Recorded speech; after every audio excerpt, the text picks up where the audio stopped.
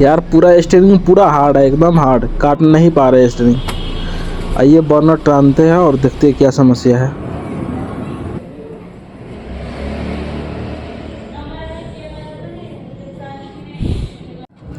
और यहाँ पर पावर स्टीयरिंग ऑयल जो होता है, ऑयल को हम चेक करेंगे। ऑयल तो है इसमें। ओहो भाई, यहाँ पर देखिए, यहाँ से ऑयल लीकेज हो रहा है। ऑयल सील कट गया है स्टीयरिंग रैक का। तो गाइस ये जो है पावर स्टीयरिंग पंप इसको बोला जाता है।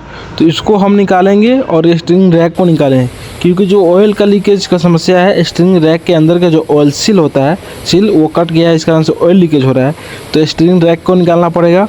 और यहाँ पर जो है हमने अभी जो बेल्ट को देखिए, इस बेल्ट को निकाल दिए और इसके बाद में हम निकालेंगे पंप निकलेगा। पहले बेल्ट को छुड़ा लेंगे, उसके बाद में इसका ये बेल्ट तो ठीक ही है।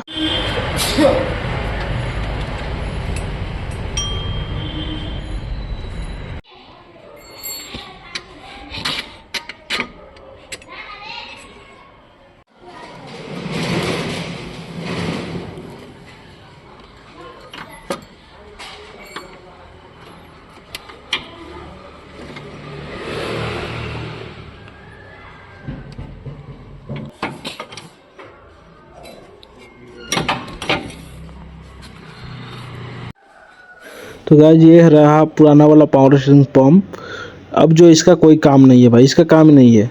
अब लोग हम यहाँ पर जो है ये वाला हम यहाँ पे यूज़ करने वाला है न्यू। ये देख सकते हैं, यही जो यूज़ करने वाले हैं। पहले जो है कंपनी का माल था, ये तो है बाहर का माल है, कंपनी का नहीं है। तो यही यूज़ करने वाले हम लोग।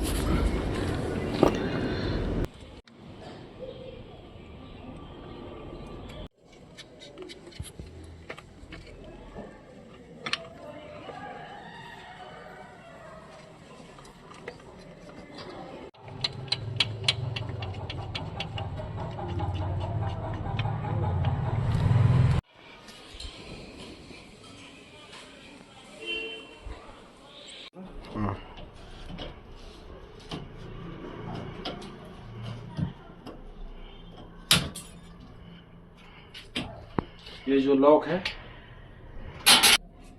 कम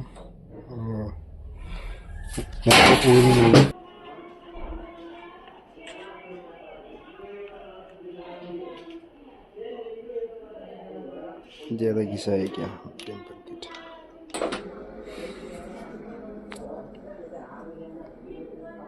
यहाँ पर ज़्यादा घिसा हुआ है।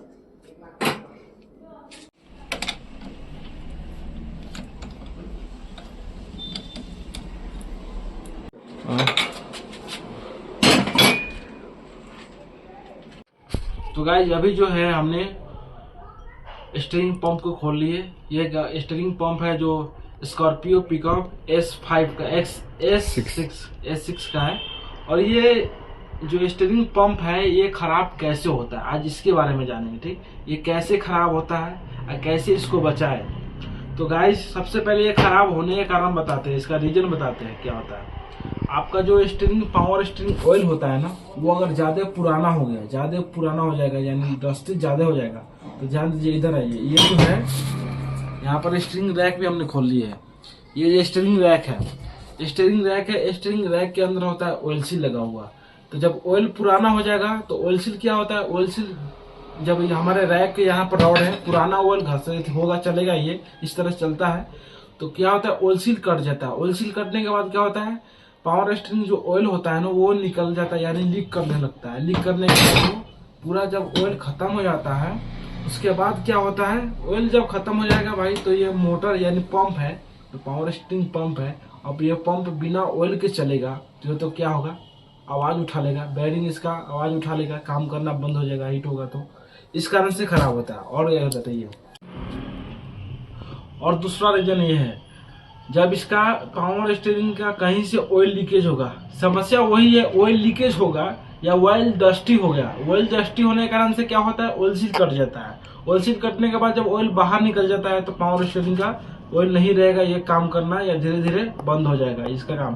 उस कारण से क्या होगा, जब ये समस्या हो जाएगा तो आपका स्टीयरिंग बहुत हार्ड हो जाएगा, आप काटने के लिए बहुत जोर लगाना पड़ेगा, दम लगाना पड़ेगा काटने के लिए। तो समस्या क्या होता है, ऑयल डस्टी हो जाए तो ऑयल कब फेरे, जब भी सर्विस में गाड़ी आ रहा है, आप या गाड़ी लेके जा रहे हैं तो ऑयल देख ले, पावर स्टीयरिंग ऑयल कैसा है, काला है तो उसको रिप्लेस कर दे, अगर अच्छा है तो उसको चलने दे, अगर काला है तो उसको रिप्लेस कर दे। तो इस तरह से क्या होता है, मोटर पर असर नहीं पड़ेगा। देखिए डस्टी ऑयल रहेगा तो मोटर के जो अंदर के बैरिंग होते हैं उससे भी असर होता है, डस्टी घर्षण होता है, उस कारण से बैरिंग में जाता है, मोटर के अंदर आवाज उठा लेता है ना।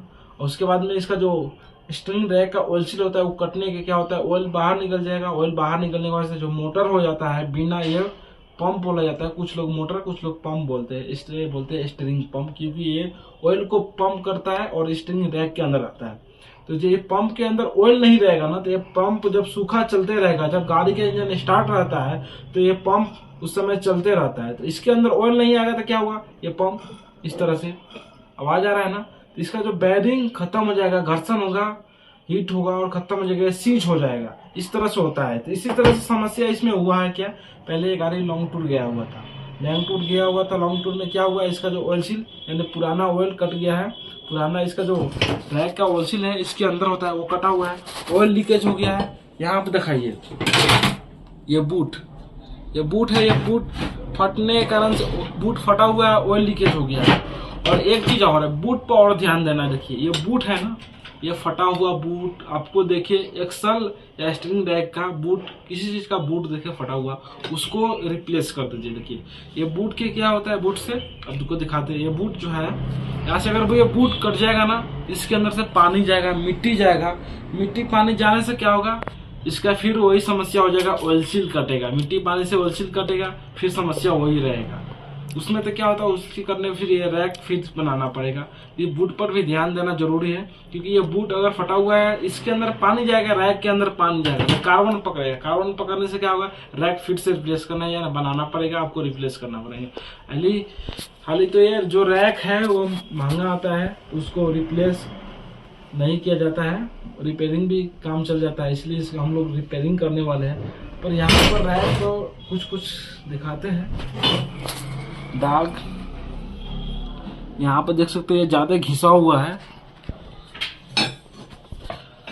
तो गाइस इसको बचाने के लिए, खर्चा कम करने के लिए तो आपको यही करना पड़ेगा। आपके पास गाड़ी है या किसी गैराज में आप लेके जा रहे हैं, तो आपको भी ध्यान देना, आपका जो पावर स्टीयरिंग ऑयल है उस पर, या डस्टी, उसमें डस्टी हुआ है कि नहीं हुआ है ऑयल, अगर डस्टी हुआ है उसको रिप्लेस करवा ले, तब ये जो बचेगा, नहीं तो ये खर्चा आएगा इसी तरह से।